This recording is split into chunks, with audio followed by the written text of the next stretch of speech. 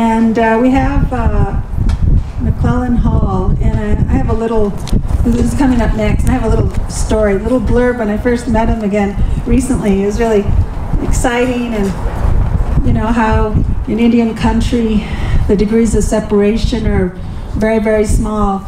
Well, he apparently worked with my dad and mom when they were starting Rough Rock demonstration school years ago, and then we found that out just a little while ago. So that was really exciting for me to find that connection. But he's going to speak about empowering Indian youth, and he's the founder of the National Indian Youth Leadership Project.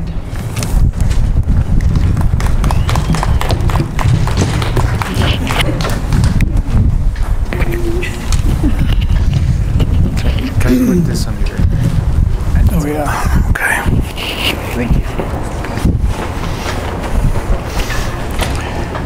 Well, thank you for inviting me here. I'm glad that you're all out here braving the cold weather. I just spent a week in Canada where it was minus 20, so I'm ready to take my jacket off. But anyway, my name is McClellan Hall. My mother's family's from Oklahoma. My grandmother was actually born in Indian Territory before Oklahoma became a state. So we have roots there, and also with Overhill Cherokees in the eastern part of the country.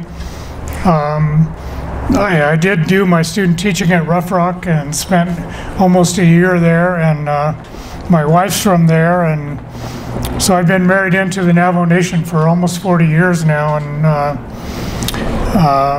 living in Santa Fe most of the time now, where 2 of my 3 children are living here and all my grandchildren are here, so that's a good reason to be here. And I'm also beginning to do some work with Nancy Davis's program, and hoping that we're going to be able to do more. I consider myself, I always describe myself as a recovering teacher and principal.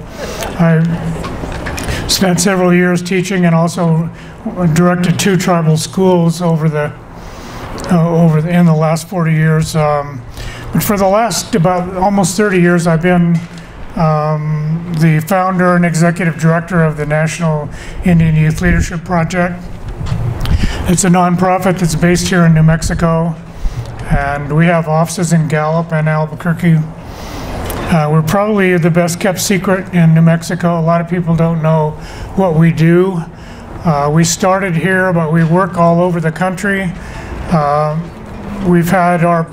We developed a program called Project Venture, which actually came to me in a dream many, many years ago, and several elders helped me figure out what that dream was about and translated that for me.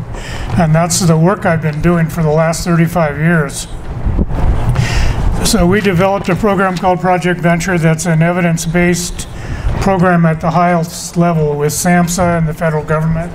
And it's a positive youth development approach that's with a strong cultural component, a strength-based approach, which is how our native cultures actually originated, and we've been getting consistent, significant evaluation outcomes for over 25 years with the native kids that we've been working with in the areas of substance abuse prevention, suicide prevention, teen pregnancy prevention, and other areas. There's an in-school piece to this program, and an after-school, weekends, school breaks, summer. Our goal is to reach, to attain at least 150 to 200 hours of contact with kids over the course of a year. And so our camp program has been going for 35 years, and our program is really about outdoor adventure, reconnecting kids with the natural world, getting them out there where magical stuff happens. There's a service learning component to our program where we help kids take a critical look at their community and design something that they could do to improve the quality of life from their perspective. And and there's a cultural component that weaves it all together. It's really an amazing program, and it's been done in 27 states across the U.S. We have 11 projects across Canada right now, and several in Hawaii as well. We were doing training in Ontario this last week, and where four new projects are starting up there. So this program's a little bit under the radar, I guess, but it is actually considered the most effective Native youth program in the United States. And I've been on, well, that was in SAMHSA's high-risk youth study that was done a few years ago. So I've been on SAMHSA's expert panel on prevention for over 10 years, and I was on their task force on American Indian Alaska Native suicide prevention for the last 5 years. And I'm sort of a pain in the neck when I come to a meeting, I guess, because I bring up questions about why do we keep doing stuff that doesn't work, and why do we keep accepting results that aren't all that good, and are we shortchanging our kids? So I will turn the page here. So this program was based on the wisdom of a lot of elders that I've worked with over the last 40 years or more. They advised us on how to work with kids and how not to.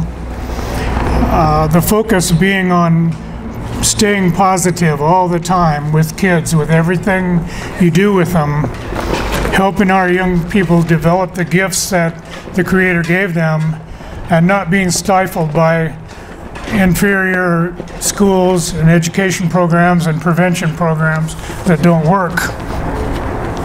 So we've taken that wisdom and built on it, and we've built what's considered to be the most effective Native youth program in the country, and we hope that that will be true in Canada as well. And so I'd like to just thank you all again for sticking around and shivering a little bit and being willing to listen to a few minutes about our program. I didn't know how many people were going to be here. I don't have enough handouts for everybody, but I do have a handout that talks about what are the main stressors for Native kids nowadays.